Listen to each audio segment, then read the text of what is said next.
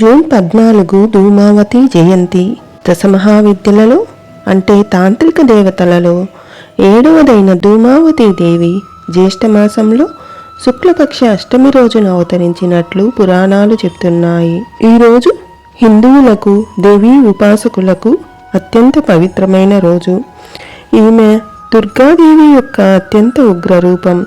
వికృత ఆకారంలో ఉన్న ఈ దేవతా స్వరూపం చాలా విలక్షణంగా ఉంటుంది. పూర్వసువాసిని రూపంలో ఉండే అమ్మవారి రూపం ఈ రూపం.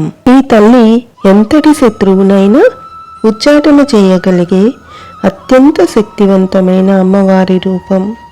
ఈ దేవతకి ఉచ్చాటన దేవత అని పేరు. ఉచ్చాటన అంటే తొలగించటం. తన ఉపాసకుల కష్టాలు తొలగించి అపారమైన సంపదలు ప్రసాదించే దేవతగా ధూమావతికి పేరు. ఈ దేవతను ప్రసన్నం చేసుకుంటే దారిద్ర్యం అనేది దరిచేరదు.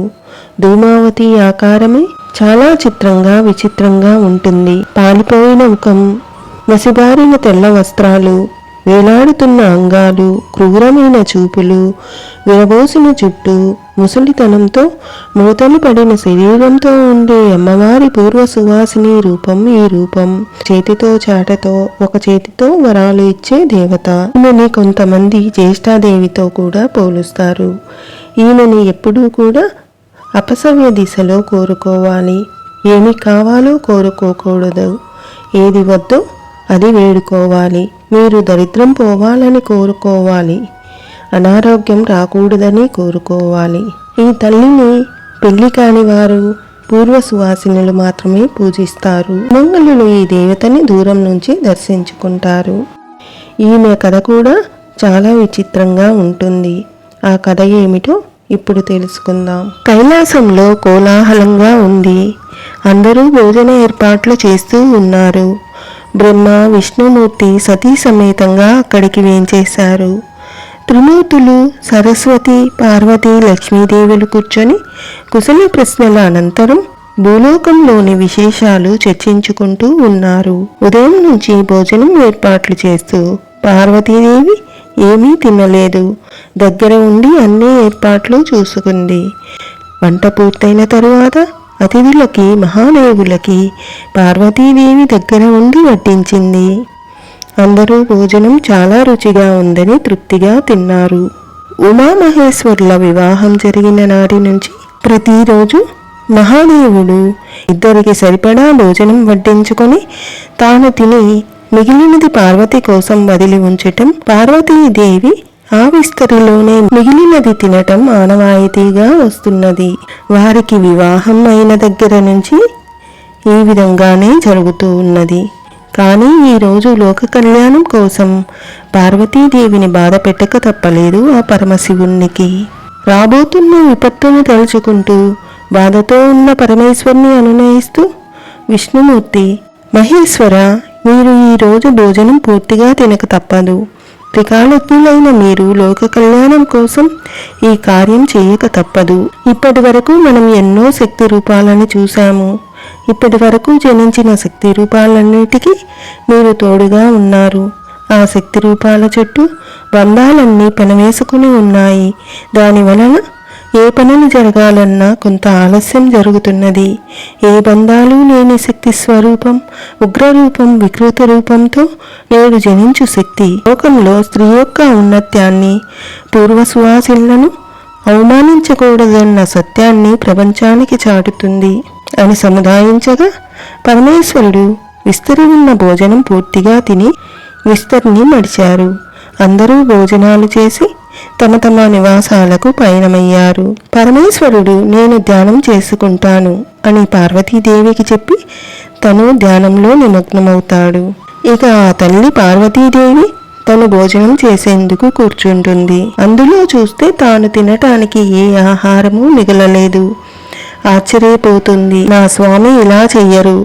నా కోసం ఆహారం ఉంచకుండా, నా గురించి ఆలోచించకుండా ఇలా ఎలా విస్తరిలో వడ్డించిన పదార్థాలన్నింటినీ భుజించారు? ఇది ఏమాత్రం అనుచితం కాదు. నేను పనుల పర్యవేక్షణలో ఏమీనూ భుజించలేదు. బాగా ఆకలిగా ఉన్నది అని కోపంతో వంటగదిలోకి వెళ్ళి చూస్తుంది. అక్కడ ఏ భోజనమూ మిగలలేదు. కోపంతో ఆ ఈశ్వరుడు ధ్యానం చేస్తున్న ప్రదేశానికి వెళ్తుంది. శివుడు ధ్యానంలో నిమగ్నమై ఉన్నారు. పార్వతీదేవి, స్వామి, నాకు బాగా ఆకలిగా ఉంది. మీరు ఇలా నా పట్ల అనుచితంగా ఎలా ప్రవర్తించారు? నా ఆకలిని తీర్చాల్సిన బాధ్యత మీపై లేదా? మీకు తెలిసి కూడా ఏ పదార్థమూ నాకై ఉంచలేదు. నాకు బాగా ఆకలిగా ఉంది, లే స్వామి అని ఎంతగా అరిచినా ఆ పరమేశ్వరునిలో ఉలుకు పలుకు లేదు. ఏమి చెయ్యాలో ఎన్నిసార్లు పిలిచినా వినిపించుకోడు. దానితో కోపంగా, స్వామి, మీరు ఇప్పుడు కళ్ళు తెరవకపోతే నేను ఈ సమస్త బ్రహ్మాండాన్ని తినేస్తాను అని చెప్పినా కళ్ళు తెరవకపోయేసరికి ఆ తల్లి చాలా పెద్దగా పెరిగిపోతుంది. ఎంత పెద్దగా మారిందంటే కొండలు, గుట్టలు, ఆ హిమాలయం కూడా ఒక చీమలా కనిపిస్తుంది. ఇక నోరు తెరిచి పక్కన ఉన్న చెట్లను, కొండలను, గుట్టలను తినసాగింది. అదే సమయంలో ఆ గాలి తాకిడికి ఆ శివుడు కూడా ఆమె నోటిలోనికి వెళ్ళిపోతాడు. ఆమె నోటిలోకి ప్రవేశిస్తాడు. వెంటనే ఆమె ఒంటిపై ఉన్న ఆభరణాలన్నీ రుద్రాక్షలుగా మారిపోయాయి. ధరించిన వస్త్రం తెల్లగా మారిపోయింది. శివుడిలోని వేడి వలన ఆ తల్లి శరీరం మసిబారిపోయి కళావిహీనంగా ముసలిదానిలా మారిపోయింది. శరీరమంతా ముడతలతో, జారిపోయిన అంగాలతో, విరబూసిన చింపిరి జుట్టుతో అందవిహీనంగా వికృతంగా మారిపోయింది. ఆ తల్లికి అర్థమైనది తాను కోపంలో ఎంతటి అనర్థం చేసినదో. వెంటనే, స్వామి, స్వామి, కోపంలో విచక్షణ కోల్పోయాను, నన్ను క్షమించండి అని అనగానే ఆ తల్లి శరీరంలో నుంచి ఈశ్వరుడు బయటికి వచ్చి, బాధపడకు ఉమా, ఇదంతా లోక కళ్యాణానికే.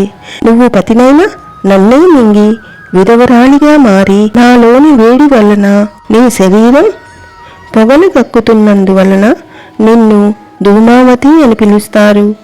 దశమహావిద్యలలో ఈ రూపాన్ని 7వదిగా కొలుస్తారు. తాంత్రిక పూజలు చేసే వారికి దారిద్ర్యాన్ని పోగొట్టి సిరి సంపదలను ప్రసాదించగలవు. నీ ఈ రూపంలో పూజించిన వారికి ఎటువంటి కష్టాలు దరిచేరవు. లయకారుడినైన నన్నే లయం చేసుకున్న అపరశక్తిగా, రుద్రకాళిగా పూజలందుకుంటావు. ఎలాగైతే చాటలో మలినాలను తొలగించినట్లుగా నీవు నీ భక్తుల హృదయాలలో మాలిన్యాన్ని తొలగించు అని చెప్పగా ఆ తల్లి గుర్రాలు లేని రథంపై అధిరోహించి చాటతో ఒక చేత్తో అభయహస్తంతో కాకిని ధ్వజంగా ఎగురవేస్తూ దర్శనమిస్తుంది.